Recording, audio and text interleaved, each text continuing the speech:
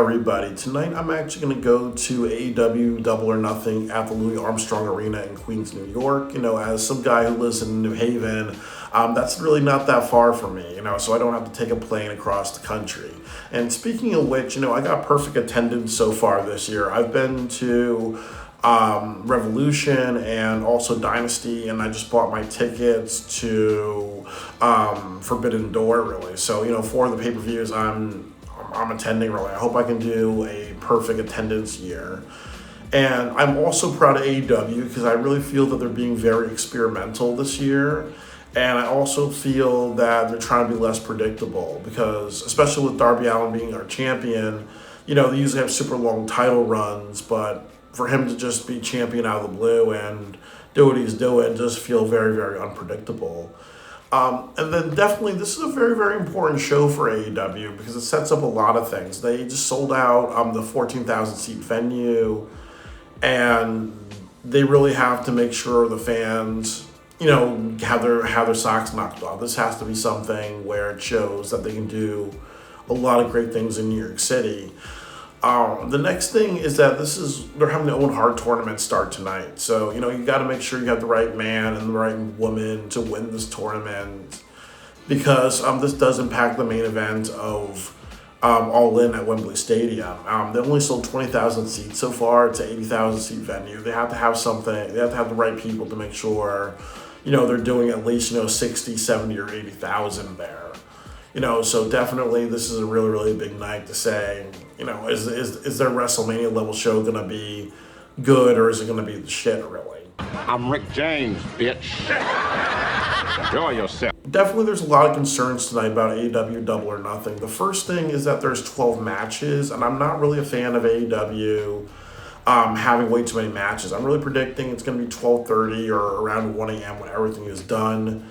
The next thing that I will say is that I'm not really a big fan of Stadium Stampede. I think, especially with Jericho and Ricochet, it's going to be very, 48-hour film project. It's going to be a very, comedy that they're going to look back and laugh at. We're going to be like, okay, this might feel a little too hamming it up or them trying to be silly intentionally. So AEW is a great company, but they have too many issues with comedy.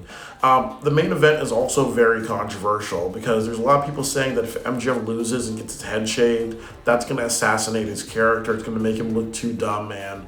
They could have a pattern of making it too silly tonight. The other thing is that Darby Allin losing is predictable because a lot of people say, oh, we expect him to lose because this is MJF's home city. And he's been defending the title every single week. So eventually, his body's going to give out, really. I think that's a story that a lot of people are saying that's a story that they're trying to tell. I'm one of the baddest motherfuckers of all time.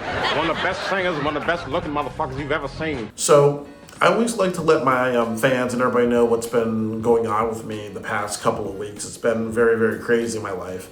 The first thing is that I purchased tickets to AEW Forbidden Door, and I'm really excited to go back to San Francisco and San Jose. Unfortunately, I've been working over 100 hours a week at the hospital, and, it's just been really crazy over there. It's been like Full Metal Jacket. A lot of supervisors, paroling the hallways. If they're not doing their jobs, if they're not, on top of us, then they have to go, really. So it's two sets of supervisors being really hard on us. It really does feel like Full Metal Jacket. And the other thing, too, is that I have to pay my taxes. But when you work over 100 hours a week, it's hard to make time to pay your taxes, really. But I will say one good thing about Donald Trump is that there's overtime. And he's comping people's overtime, up to $13,000 for me. People who work should always be compensated. It shouldn't be a punishment to work. Yesterday, I went to the Queensboro Park. I took some pictures of the iconic Queensboro Bridge, saw the East River and East Manhattan skyline, very, very beautiful. Everybody knows I'm reading my favorite book, Hamburger America. I went to Donovan's Pub in Queens, and I really, really enjoyed the bacon cheddar burger they had. I got some wings. Tried my first beer from Ireland, and I also had some mousse cake, so it was really, really delicious. And then something that was very beautiful and powerful and very meaningful to me and really hit my heart was that Last week, I decided to go to Anime Central. My favorite musician of all time, in addition to Pink Floyd, Michael Jackson, was Yuki Kajura. She did a concert there, and she also talked a little bit about, her influences, and a lot of people in her group were influenced by the anime noir, which I consider one of the best of all time, really. Yeah, and when people were listening to her concert and Fiction Junction, perform, there were a lot of people crying tears of joy. Really, it was a very, very moving thing. And when I listen to her music, it's just very spiritual and emotionally powerful, and it really does a lot for me. As well. Really, sometimes if I'm really just battered at work, listening to her music just charges me up. Really, So it means a lot to me. Really. It was definitely one of the top 10 happiest days of my entire life to see her perform. And it means a lot because the last time she performed in the U.S. was almost 10 years ago. So it was a very, very beautiful experience.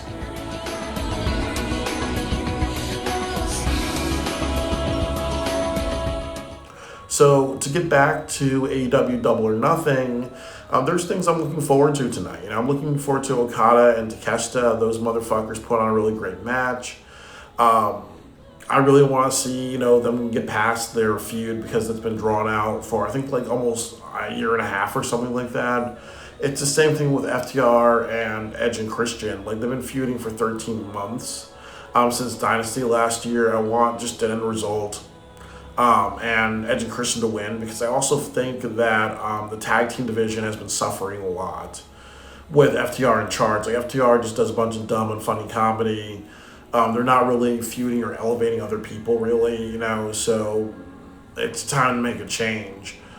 Stadium Stampede, even though I know it's going to be mostly comedy, it's just going to be really fun to watch the chaos and see what happens. They have Samoa Joe versus Will Ospreay, fucking dream match. Bandito versus Swerve, it's near a fucking dream match for me. And then Darby Allin and MJF, that is a very controversial match, and I really can't predict how it's going to end, really, because, Darby could win, and then MJF can get the title back at Forbidden Door, and they can be experimental and say, hey, you know what, we want Darby to be champion until Wembley Stadium or beyond, or they can have MJF get the title back, and some people may say, oh, that's anticlimactic, that's predictable, really. And then what's going to happen when MJF gets his head shaved?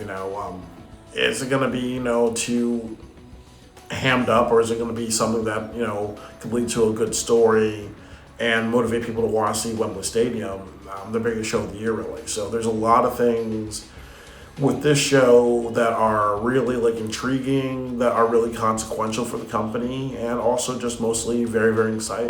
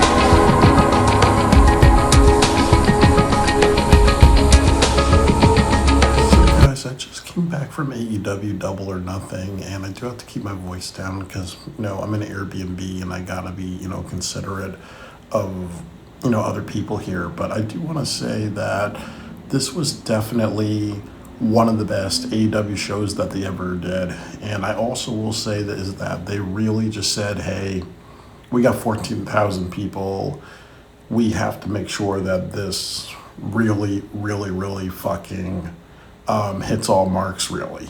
And one bad thing about the show is the arena. The arena was horrible because the security took a very, very long ass time getting so many people in. And, I missed part of the first match.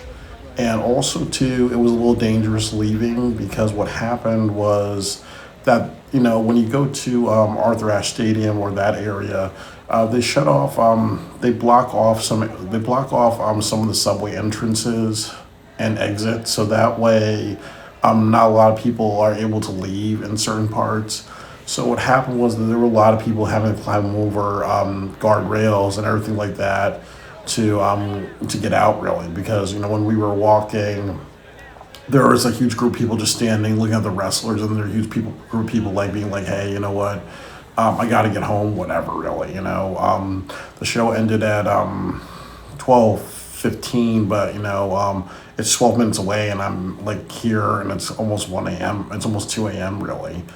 But it really was not a safe arena with getting people out and getting people in. That's uncalled for. As far as the show, it was outstanding. They had matches, it really delivered. It went by very quickly. I didn't fall asleep.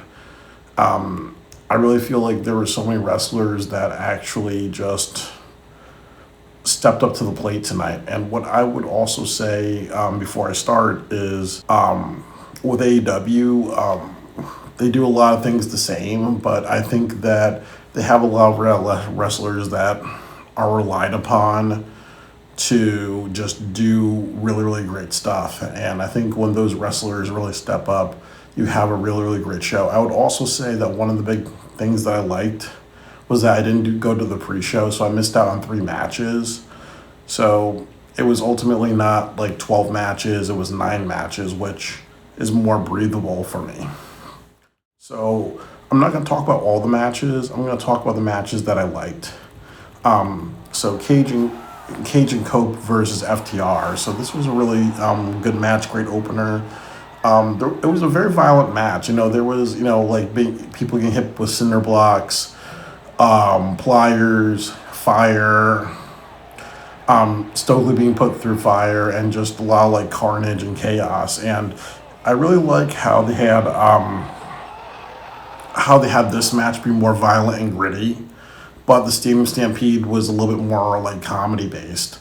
So I think that worked out as well, really, that they just said, okay, we're going to do a little bit of both. The street fight's going to be more gritty. This is going to be more gritty, and the Stadium Stampede, like I predicted, is a little bit more, silly and everything like that. I think Cage and Cope winning was the right decision. You have to kind of just say, hey, we have to do something different. I think one of the bad things about it is that they didn't really. It would be interesting if some tag teams came out, like maybe if you had the Rascals or the Young Bucks or a few other people, or even like some new tag teams, because I think, or even like Kevin Knight and Speedball Mike Bailey could have came out, because I think that that's all really good stuff, because it shows that, okay, let's try to rebuild the tag team. Let's have somebody on top of it, but let's try to let's really try to just figure out who we should build up, really, who's going to be next in line, because I think one of the big problems I don't want is just it being Young Bucks and FTR, really. I think you have to look at other people in the tag team division. The next match that I liked was Will Ospreay versus Samoa Joe. This was an outstanding match. I think this was one of the greatest matches I've ever seen in my life. Samoa Joe's a veteran, and it's like what they say about wrestlers like Joe and Bryan Danielson. When they have matches with people like Will Ospreay, it pushes Will Ospreay to not be a spot monkey, and it pushes Ospreay to think about his style. And also, too, Joe's a good opponent, because with Samoa Joe, he is not somebody, he's a big guy, really, so he's not going to have a luchador, high flyer, let's try to do all these flippy, off-the-wall type of shit. Because the problem is if that happens, it gets to a point where it's like, okay, am I watching gymnastics or watching professional wrestling? So, you know what, it was, two different styles. It started hard hitting. They both just had issues with each other, and they both wanted to put in work on each other. And, it takes a lot to take out Samoa Joe. It takes a lot to take out Will Ospreay. It went a really good duration. And, it says it was 14 minutes, but I felt like it went a little bit longer, but it was really good. And it was also a dream match because I don't think these guys ever faced each other. So I was very, very happy, and it was great. Before I forget, there was another match that I liked that happened earlier on the show. It was Konosuke Takeshita versus Okada. A lot of things happened in that match. It went a really good duration. They're both countering each other. Okada was being a little bit arrogant. Takeshita just put in a lot of work. He made Okada just, really just, be like, okay, you know what, this is not, you can't be laissez-faire. You can't be just with your head up your ass. You really have to just put in some work if you want to beat me. And Takeshita ends up beating Okada. I'm very happy with that because Okada, Takeshita, this feud with them has just been going on for such a fucking long time that it needs to fucking end. So now Kyle Fletcher came back and it looks like it's going to be Takeshita, Kyle Fletcher. I think they're trying to push Takeshita out of the Don Callis family because they need to start doing that. They need to start pushing people out of the family who are baby faces because I think that's just like graduating yourself out of it, really, because the problem with the Don Callis family is that I think there's way too many people in that group that should be single stars, that should be on their own, really. And staying with him too long is just not a good idea, really. So, so that's good for Takeshita. I think that him and Kyle Fletcher will be excellent because there's a great story you can tell. I think with Takeshita, he needs to be more of a get on the microphone, let's talk about your feelings. How does it feel that your best friend fucked you over like that? Those are the emotions that I think you need to see from Takeshita, and if he can kind of make himself compelling, he could be a world champion. If he cannot do that, then he's probably one of those wrestlers like Damian Priest, where he can be a champion but not go as far, because Damian Priest is not somebody, in my opinion, who has a lot of character. So, Takeshita has the right wrestling, but his best friend screwed him over. He needs to put all of his energy and emotion, talking, how does this feel, and it's off to the races, really. The next match that I liked was Team Jericho versus Team Elite. No, Team Jericho versus Team Ricochet in Stadium Stampede. This was a very controversial match to me. I think one of the big issues was that this was very, very limited. And I felt like they could have done a lot more. And I felt like one of the bad things was that they didn't have music, or they didn't just like try to get people really amped. And I think that I'm understanding of laws. And when you have an arena, like they talked about in St. Louis, there's laws about what you do in St. Louis. You can't have people bleed. I think that's what they talked about. But in the Armstrong Arena, I think that's what happened too. Like they probably were like, okay, you know what, we got to make sure that even though it's Stadium Stampede, we can't get too crazy, because we got to make sure this crowd is actually, in their seats. They're not like 14,000 people running all over the place, really. So I understand maybe why they had to dial back the intensity, because last year was super intense, and then also 2 years ago when I was in Vegas and Jack Perry used the flamethrower, that was very intense. But I felt like here it wasn't as intense. It felt, and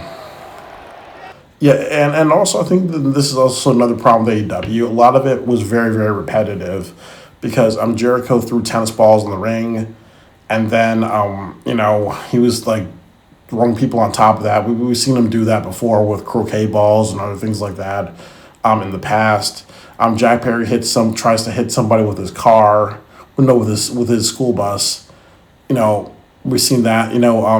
When Andrade goes down, he's looking at the pretty girls. One of the pretty girls was like actually Lucas Luchasaurus a wig on, which was hilarious, but we've seen that happen really. So I really think that, and then everybody doing like the kicks on one of the I think on Toleota or Bishop Khan, one of them, that was we've seen that so many times with the Young Bucks. So it ultimately felt like, as the old saying goes, they're playing their greatest hits. There was a really great spot with with I think it was either one of the Gates of Agony members, like where there was a bunch of people on his shoulders. He just carried them around for a couple of seconds, and then he just threw all of them off really. So I really really liked that. That was like really freaking like that was a really really cool spot and stuff like that. So I really think that, as I said, like there are some people that could benefit from having really good spots. One of the other matches that I liked was Strickland versus Bandito. There are two things that I liked. I thought at the very end of the match, like Strickland will do a beatdown on Bandito just to kind of anger Brody King, and I'm happy that didn't happen because I felt because it made it a little unpredictable to me. The other part of it was this went a good duration. They're both like hard hitting, and they just really impressed the crowd. Like Bandito is very resilient, and I think that what I would hope is that maybe in the future you do the exact same thing with Darby out, like you do with Darby Allin. You give him like the world heavyweight title. You kind of maybe have him hold it in Mexico, or like you do a Mexico tour or whatever. I think that he needs to be maybe one of those champions that holds it for a short duration, really. But I think that he should not be overlooked as the AEW champion. It's really great showing. Like Swerve, was like very hard hitting. He didn't do any cheating or whatever. He was just like, what, I'm a killer. I'm just gonna hit you with everything. I'm just really just more aggressive, really, with how he does his moves, really. So, it was a really great match. I really enjoyed it. Won a good duration.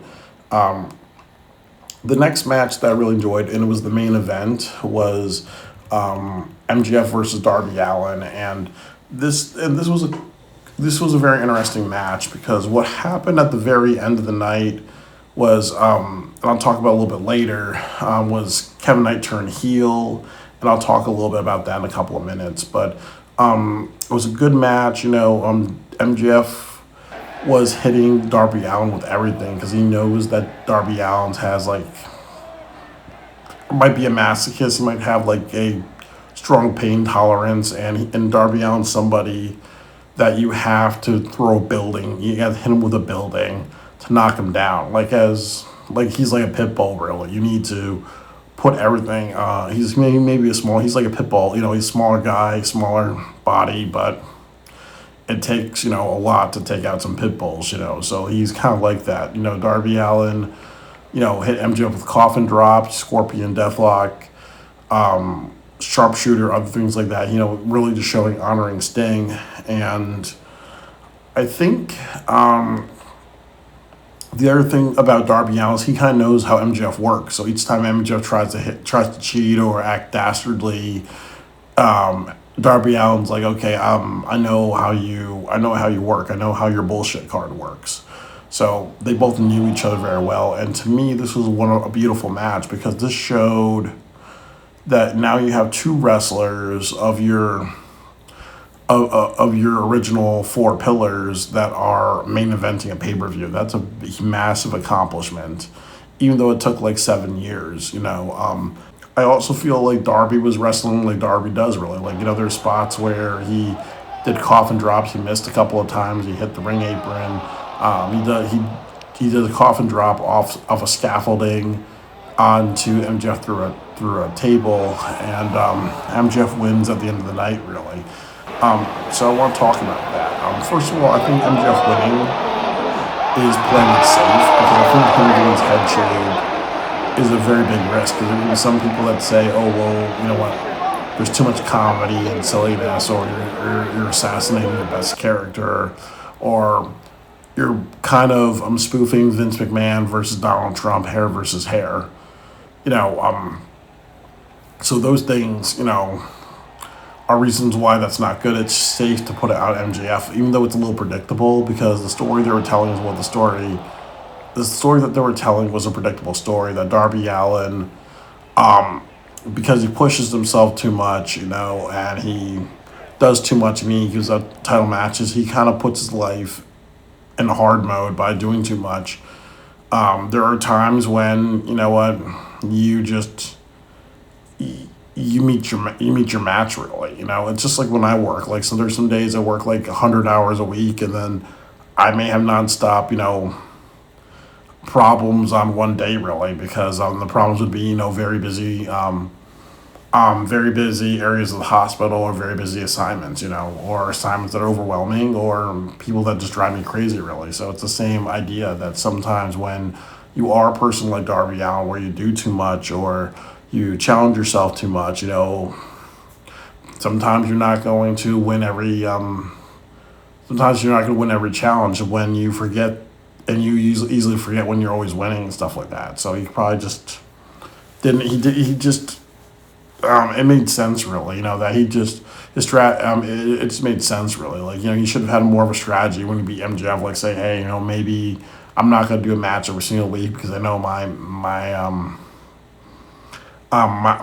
big match is coming up really. So he kind of he over exerted himself by weeks and weeks of matches. So like that storytelling was done beautifully.